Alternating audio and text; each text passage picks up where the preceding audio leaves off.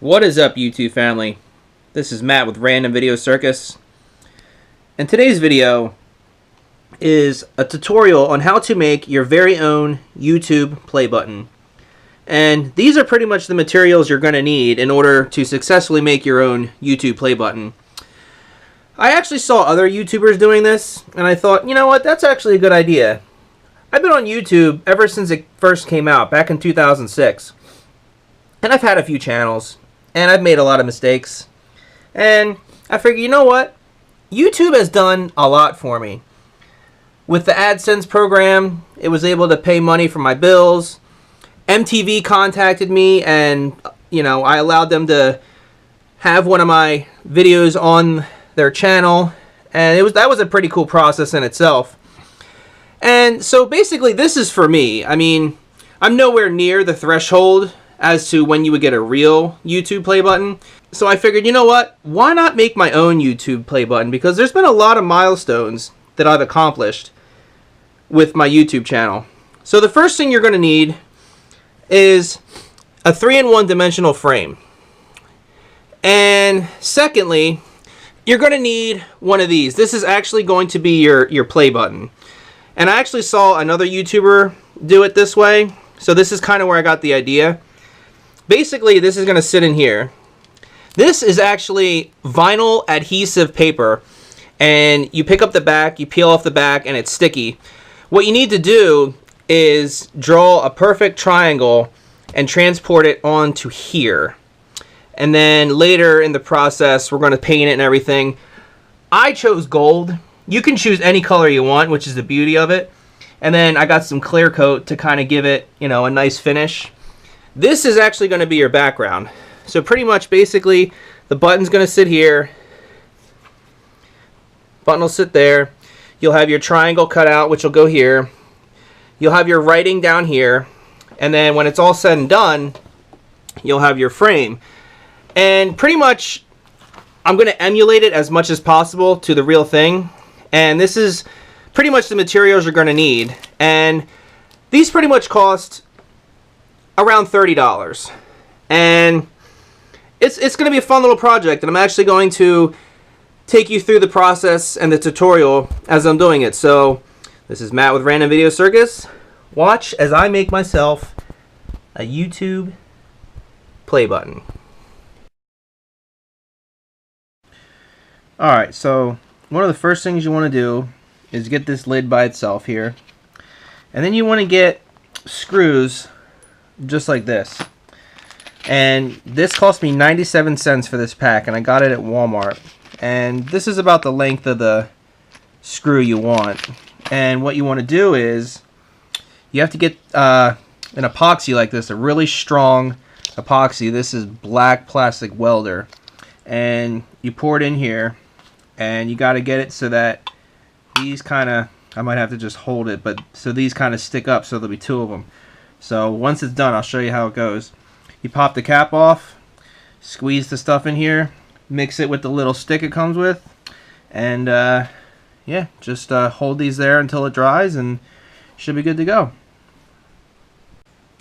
Alright, so I just got done putting the stuff on, mixed it with that. You have to be very careful. I would almost recommend using plastic gloves when working with this stuff, because if it gets on your hands, it's very hard to get off. So then the idea is to just try and get these as straight as possible, and I'm kind of like playing with them while they dry so that they can stay as straight as possible. But more to come. Alright, so this next part's going to take some fidgeting around on your part. What I did was I got a transparent logo, and I really had to kind of toy with the lettering. Now, when I print this out, this has to be white because it's going to go on a gray background. So this is going to be trial and error, which is why I bought a few of the gray sheets in case I screw up. So hopefully I get it on the right try. But that's kind of what you want it to look like. That's how the other ones look. So let's hope this works. So while I was waiting for this to dry, I went ahead and made this, which is the background. And I originally wanted it to look like this, but the color didn't come out the way I wanted it to. but if these don't work, then I'm going to end up using this, but as a backup. So we'll see how these work and continue further. So now we're going to paint this. First, we're going to scuff it up a little bit to create some scratches so that the paint has something to bite onto and stick to, not just a smooth surface. So I'm going to scuff it up with a little scuff pad, clean it, and then paint it. So this is what I meant by scuffing it up. This is a scuff pad, and what you want to do is just kind of go over it so that there's no smooth surfaces. It creates little tiny scratches that help the paint. It gives it something to bite into, basically. Because if you do it with a smooth surface, I mean, it might work, but I always feel better if I know that the paint's actually like gripping onto something. So that's why you do this. And a lot of, painters will do this when they paint cars. You have to do this. Just helps. So, and get it nice and dull, and then I'll wash it, get all the dust off, and then we'll paint it.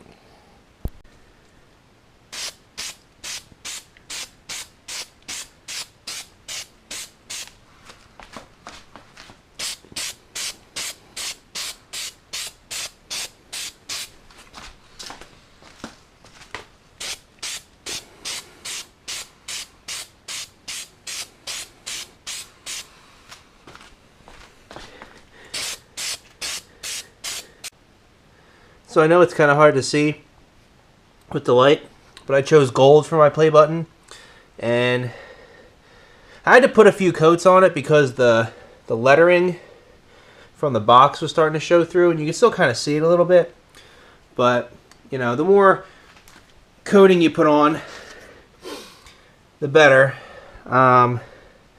So put some more. Oh, here we go. This is a better angle.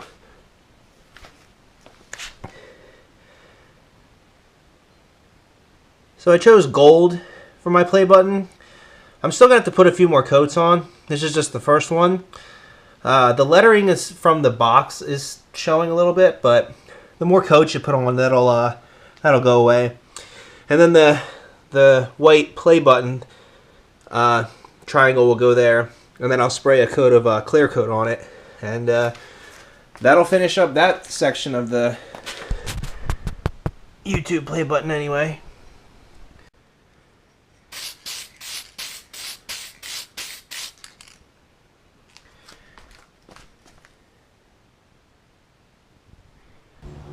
So now that we got our triangle on the button, we're going to spray some clear coat on it to finalize it and make it nice and shiny. And then the play button itself will be done.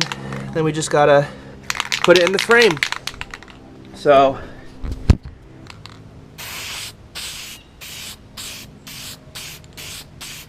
that makes it look nice and shiny.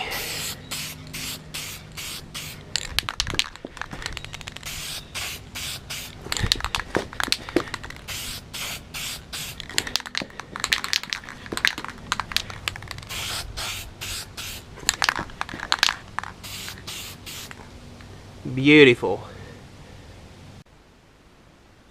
So here is the finished product, which took 2 days to make, and it was actually a lot of fun to do, minus all the paint fumes. And when I saw other people doing it, I thought, you know what, that's actually a really, really cool and neat idea. And here we go. I thought it was neat to kind of make this and kind of celebrate and kind of remind myself of all the good that YouTube has done for me over the years. And I've met a lot of awesome people. It's done a lot more for me than I ever thought it would, and it's kind of my way of giving thanks and also to kind of commemorate all the work I've done up to this point. So this is Matt with Random Video Circus. I highly recommend that everyone make their own YouTube play button because it's neat, you know. The only regret I have is that right there. I made the screws too long, but it's nothing that bolt cutters can't fix. So, or maybe I can, I don't know, hang it somewhere. But trying to get a good angle where there's no shadow. But, oh, there I am. So, anyway, I hope you guys enjoyed this tutorial. This is Matt with Random Video Circus. Until next time. Hopefully this is a better angle for you guys, but yeah, there it is. The YouTube play button.